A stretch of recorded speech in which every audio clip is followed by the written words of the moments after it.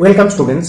আজকে মূলত যে বিষয়টি নিয়ে তোমাদের সামনে আসা সেটি হলো ক্লাস 12 এর ছাত্রছাত্রীদের পরীক্ষার পাস নাম্বার কত নাম্বার পেলে তোমরা পরীক্ষায় পাস করবে।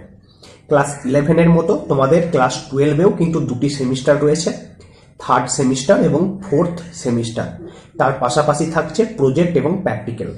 থার্ড সেমিস্টার পরীক্ষাতেও তোমায় যেমন পাস করতে হবে, ফোর্থ সেমিস্টার পরীক্ষাতেও পাস করতে হবে এবং প্রজেক্ট বা প্র্যাকটিক্যালেও তোমায় কিন্তু পাস করতে হবে, তবেই তুমি ক্লাস 12 মানে এইচএস পাস করবে। এবার কথা হচ্ছে কোন সাবজেক্টে কত নাম্বার পেলে পাস হয়, কোন সেমিস্টারে কত নাম্বার পেলে তুমি পাস করবে এবং প্রজেক্ট বা প্র্যাকটিক্যালে কত নাম্বার পেতে হবে। আজকে থাকছে সেই সম্পর্কে আলোচনা, তাই বিষয়টি ভালো করে বুঝে নেবে। সামনেই তোমাদের থার্ড সেমিস্টার পরীক্ষা, তোমাদের সকলের পরীক্ষা ভালো হোক সেই শুভকামনা আমরা কিন্তু করছি। দেখো, প্রথমে আসি থার্ড সেমিস্টার সম্পর্কে। থার্ড সেমিস্টার তোমাদের কিছু সাবজেক্টের পরীক্ষা হবে 40 নাম্বারের, আবার বেশ কিছু সাবজেক্ট আছে যেগুলো পরীক্ষা হবে 35 নাম্বারের। ঠিক আছে, থার্ড সেমিস্টারে যে সাবজেক্টগুলো তোমাদের 40 নাম্বারের পরীক্ষা হবে সেই সাবজেক্টগুলোতে তোমার 40-এর মধ্যে পেতে হবে 12, তাহলে তুমি পাস। এবং যে সাবজেক্টগুলি তোমাদের 35 নাম্বারের পরীক্ষা হবে সেই সাবজেক্টগুলিতে তোমাকে পেতে হবে 11, তাহলে তুমি সেই সাবজেক্টগুলিতে পাস বলে গণ্য হবে। প্রত্যেক সাবজেক্টে কিন্তু পাস করতে হবে। ক্লিয়ার? এবার থার্ড সেমিস্টার পাস করার পর তোমাকে দিতে হবে ফোর্থ সেমিস্টার পরীক্ষা। ফোর্থ সেমিস্টার পরীক্ষাতেও সেম, ফোর্থ সেমিস্টার পরীক্ষাও তোমাদের বেশ কিছু সাবজেক্ট হবে 40 নাম্বারের, আবার বেশ কিছু সাবজেক্ট হবে 35 নাম্বারের। 40 নাম্বারের যে পরীক্ষাগুলি হবে তাতে তোমাকে পেতে হবে 12 এবং 35 নাম্বারের যে পরীক্ষাগুলি হবে তাতে তোমায় পেতে হবে 11, তাহলে তুমি পাস করবে।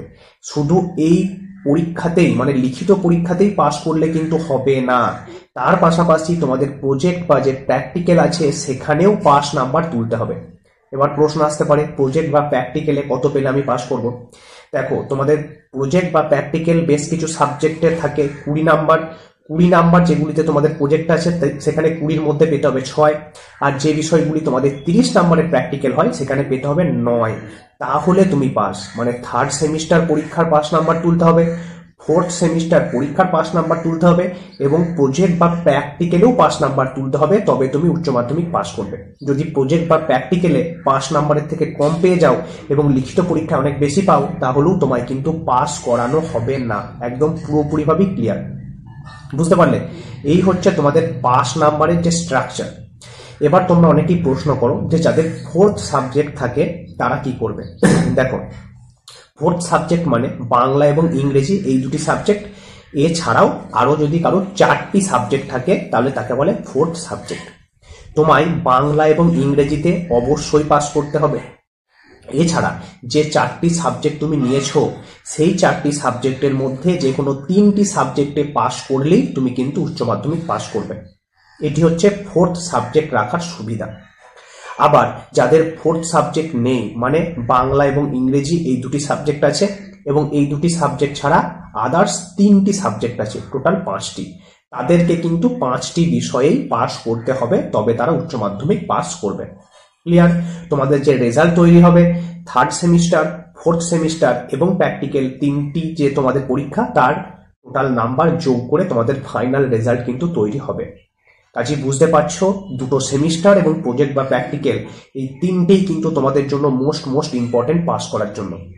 থার্ড সেমিস্টার পরীক্ষা সামনেই শুরু হতে চলেছে, ভালো করে মনোযোগ সহকারে পড়াশোনা করো, এখন হাতে বেশ কয়েকদিন সময় আছে।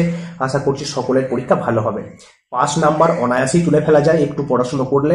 আশা করছি তোমরা সকলেই পাস নাম্বার তুলে ফেলতে পারবে। তো চলো, ধন্যবাদ, আজকের মতো এইটুকুই। দেখা হচ্ছে পরবর্তীকালে নতুন নতুন তথ্য এবং আপডেটের সাথে।